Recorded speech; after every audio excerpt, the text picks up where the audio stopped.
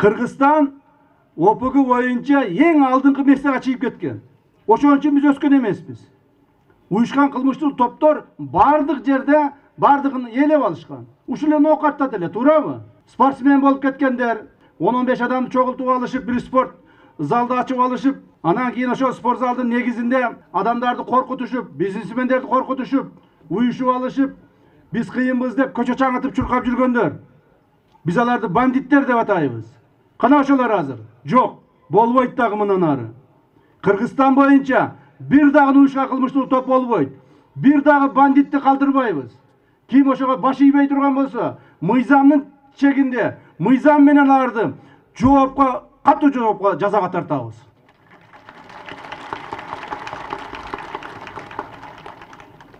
Спортсмен болдуңбу? Жакшы, күчтүү бол. Спортсмен бол. Жанагы борцовский коверге чыгып спортсмен бол. Боксерский рингке чыгып спортсмен бол. Стадионго бар, футбол ойноп, чуркап спортсмен бол. Бирок элди тоноп спортсмен болбогуну.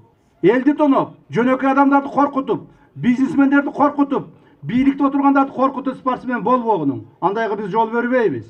Өзүңүздөр билесиздер, Кыргызстанда мына мен дүйнөлүк маалыматтар боюнча бир аз маалымат берип кетейин. Мына Америкалык өкмөт, Америка өкмөтү дүйнө жүзүндө 11 эң мындай коркунучтуу ОПГнын башчысын атаган. 11 братский круг деп коет.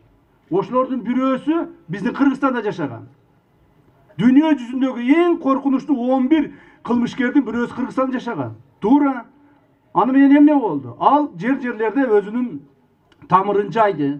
Ушул ноокатта дагы болгон. Тамырын жайды жерлерде. Так. Бардык бизнесмендерди учетко алды. Керек болсо акыркы маалдарда ушул мамлекеттик органдарга да кол сала баштаган. Мамлекеттик органдардын жетекчилерин коркута баштаган. Ким депутат болуш керек парламентке, ким болбош керек, ким кайсы бийликке барыш керек, кимди кайсы жерге кызматка коюш керек, ошолор чече башташкан. ОПГнын башчылары. Мына биздин урматтуу президентибиздин койгон тапшырмасынын негизинде, биз көргөн чаралардын негизинде бүгүнкү күндө укук коргоо органдары, органы безопасности, органы правопорядка, прокуратура совместный действиянын негизинде, чогуу аракет кылганыбыз негизинде бүгүнкү күндө ошол вор закон дегендер жок, положенец, смотрящий и дагы башка дегендер жок, и болбойт дагы. Туугандар, эгерде кайсыл бир жерде ошолор болуп аткан болсо, сразу ошол жердеги милицияга же улуттук коопсуздук мамлекеттик комитетте билдиргиле.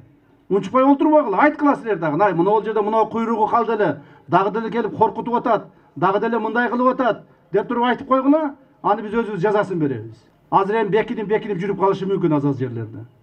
Ошондуктан, урматтуу туугандар, Кыргызстан мамлекетибиз азыр оңолуу жолуна түштүк, Кудай кааласа.